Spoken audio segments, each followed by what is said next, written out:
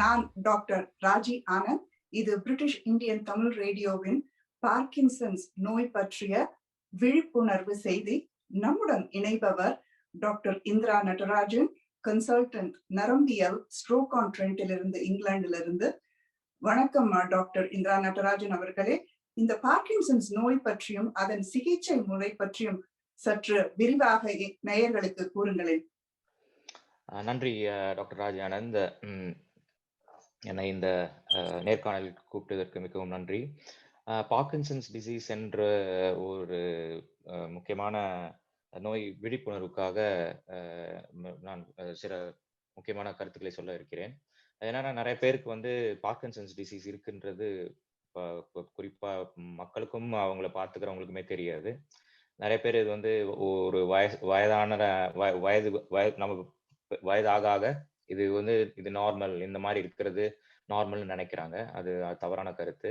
முக்கியமா என்ன பார்க்க வேணும்னா, முதல்ல பார்க்கின்சன்ஸ் ஆரம்பிக்கிறது சின்ன விரல்ல ஆரம்பிச்சு மற்ற விரல்கெல்லாம் பரவி கை நடுக்கங்கள் ஆரம்பிக்கும்.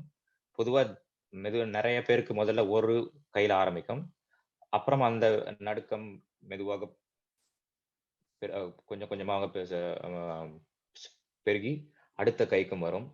அப்புறம் அவங்க சாப்பிட்றப்ப பாத்தீங்கன்னா எல்லாத்தையும் சிந்துவாங்க. இல்லைன்னா தண்ணி டம்ளர் எடுத்து குடிக்கிறப்ப பாத்தீங்கன்னா தண்ணிகளை சிந்துவாங்க. இதனால அவங்களுக்குள்ளேயே ஒரு தாழ்மை உணர்வு வரும். அது வெளியில நிறைய பேருக்கு சொல்ல விரும்ப மாட்டாங்க. இது என்ன பார்த்தவங்க பார்த்தா ஏதாவது தப்பா நினைப்பாங்கன்றத நினைப்பாங்க. இந்த ஸ்டேஜுக்கு அடுத்து என்ன ஆகும்னா ஸ்டிஃப்னஸ், அதாவது விரைப்புன்னுவாங்க. அந்த ஒரு நிலைமை வரும். அந்த நிலைமை வரப்பதான் ரொம்ப கஷ்டப்படுவாங்க. ஏன்னா அவங்களால காலையில இருந்து படுக்கையில இருந்து எந்திரிச்சு நடக்கிறதோ, இல்ல நடந்துகிட்டு இருக்கிறப்ப அப்படியே திடீர்னு நின்றுடுவாங்க. இல்லைன்னா நிறைய பேர் கீழே விழுவாங்க. அந்த ஒரு ஸ்டேஜுக்கு அப்புறம் அவங்களுடைய தினசரி பணிகள், எதையாவது ஒன்று எடுக்கிறதோ, இல்ல தண்ணி குடிக்கிறதோ, இல்ல பல் விளக்குறதோ, இதெல்லாம் ரொம்ப நார்மலா நம்ம டெய்லி பண்றது அது மிகவும் கஷ்டமாயிடும். இது என்ன பண்ணுவாங்கன்னா, இது சில நேரங்களில் பேஷண்ட்ஸோட அவங்களோட வாழ்றவங்க இதை நிறைய பார்ப்பாங்க. நான் முன்ன மாதிரி சொன்ன மாதிரி இது ஒரு வயதானதனுடைய அறிகுறி அப்படின்னு நினைக்கிறது தவறு. இந்த மாதிரி ஒரு சிம்டம்ஸ் பார்த்தாங்கன்னா ஒரு மருத்துவரை அணுகிறது ரொம்ப முக்கியம். அந்த காலத்துல நம்ம என்ன நினைச்சுக்கிட்டு இருந்தோம்னா, இந்த பார்க்கின்சன்ஸ் என்ற வியாதி 60, 70, 80க்கு மேல வரும் அப்படின்னு நினைச்சிட்டு இருந்தோம். இப்போ என்ன வருகிறதுனா, சில பேர்களுக்கு சிறு வயதிலேயே ஒரு 45, 50 வயதுல இருந்தவங்களுக்கே ஆரம்பிச்சு விடுது.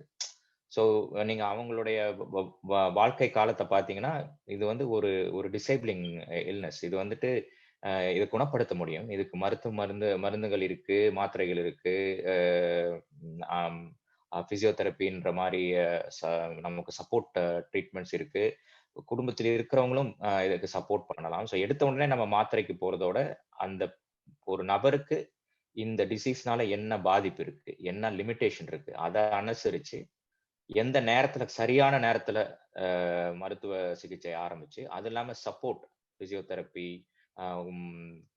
அவங்களோட வாழ்றவங்க என்ன செய்யலாம், அவங்களுடைய செல்ஃப் கான்ஃபிடன்ஸ், பேஷண்டோட கான்ஃபிடன்ஸ் எப்படி நம்ம இது பண்ணலாம் அப்படின்றத நம்ம மக்கள் உணர்ந்தாங்கன்னா, இது ஈஸியா நம்ம அவங்களுக்கான விழிப்புணர்வு புரிஞ்சு அதை அறிஞ்சு கண்டுபிடிச்சிட்டாங்கன்னா இதை கண்டிப்பா ட்ரீட் பண்ணலாம்.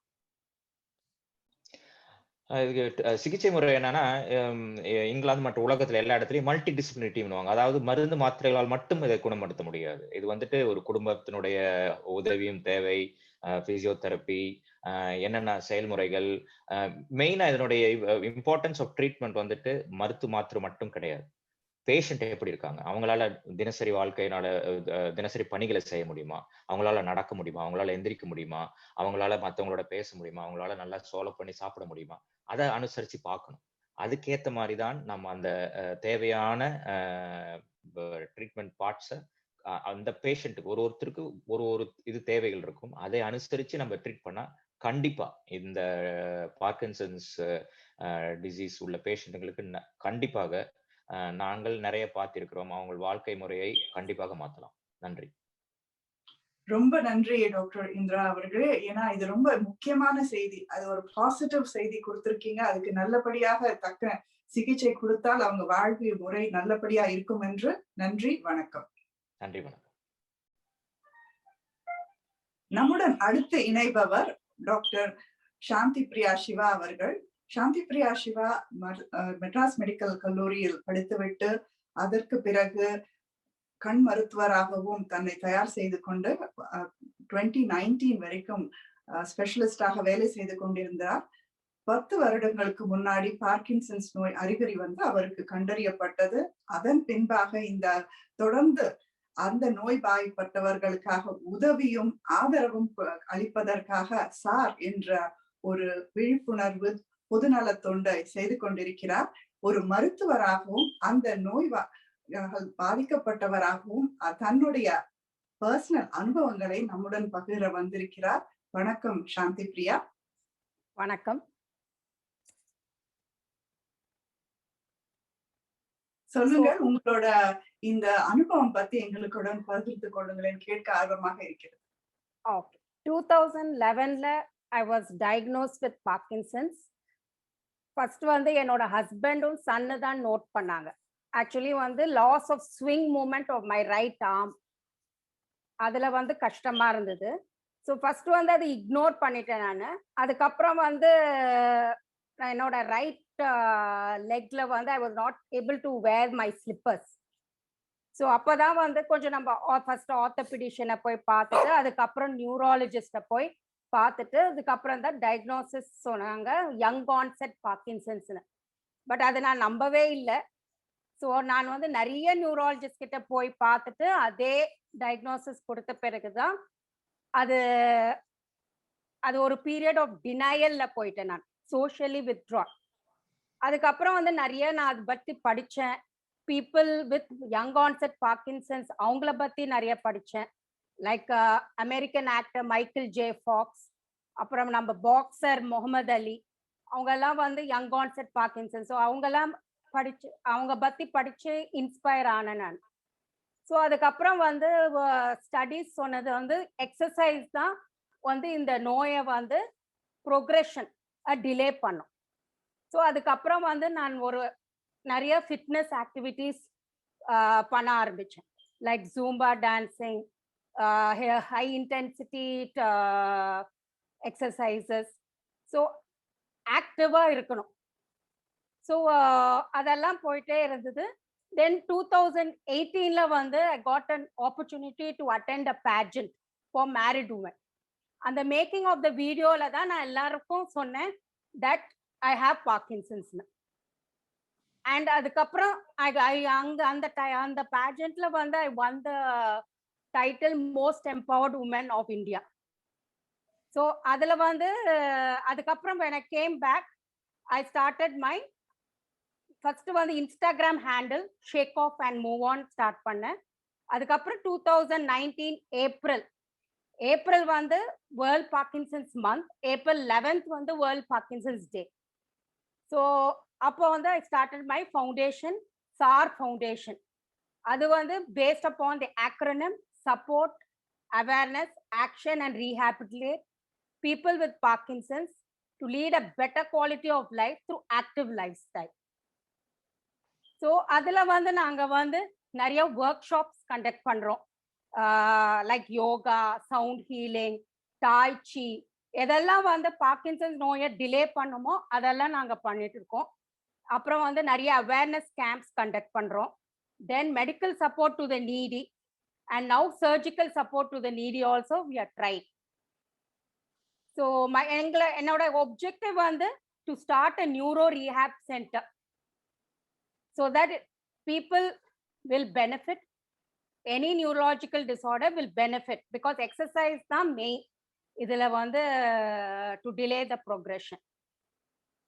Then once diagnose பண்ணோனே ஒருத்தருக்கு பார்க்கின்சன்ஸ் இருக்குன்னு தெரிஞ்சோடனே ஃபர்ஸ்ட் அவங்க வந்து பண்ண வேண்டியது அக்செப்ட் பண்ணிக்கணும் இந்த மாதிரி டிசீஸ். பிகாஸ் அக்செப்ட் பண்ணிட்டாலே 90% ஆஃப் த சிம்டம்ஸ் உங்களுக்கு கம்மியாயிடும்.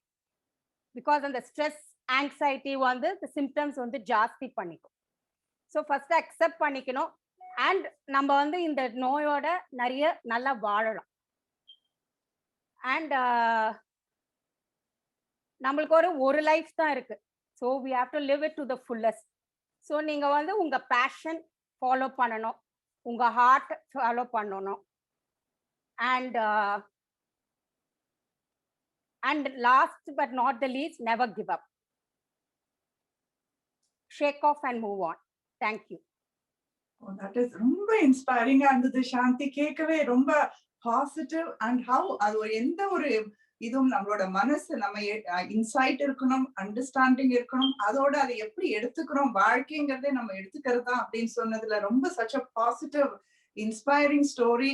தேங்க்யூ. இதை வந்து ஷேர் பண்றதுனால இது நிறைய பேருக்கு ஒரு இன்ஸ்பிரேஷனா இருக்கும்.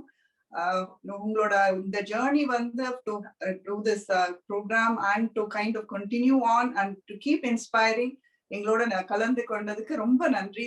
நன்றி, வணக்கம். வணக்கம், நான் வளமதி பாரத். இந்த காணொலியை பார்த்து உங்களுக்கு நல்லா உபயோகமா இருக்கும்னு நினைக்கிறேன். இதுக்கு மேல இன்னும் உங்களுக்கு தேவையான ஏதாவது விழிப்புணர்வுக்கான சம்பந்தப்பட்ட ஏதாவது அறிவுரைகள் தேவைப்பட்டுச்சுன்னா கண்டிப்பா என்னை கான்டாக்ட் பண்ணலாம். என் நம்பர் வந்து 9787187405. வாட்ஸ்அப்ல என்னை கான்டாக்ட் பண்ணுங்க. எந்த மாதிரியான உங்களுக்கு இன்ஃபர்மேஷன் தேவைனாலும் முடிஞ்ச அளவுக்கு நாங்க உங்களுக்கு உதவி பண்ண ரெடியா இருக்கிறோம். நன்றி, வணக்கம். Parkinson's Awareness Week is between April 10th to April 16th. If you want to show support, please contact Valadmati Bharat. Thank you.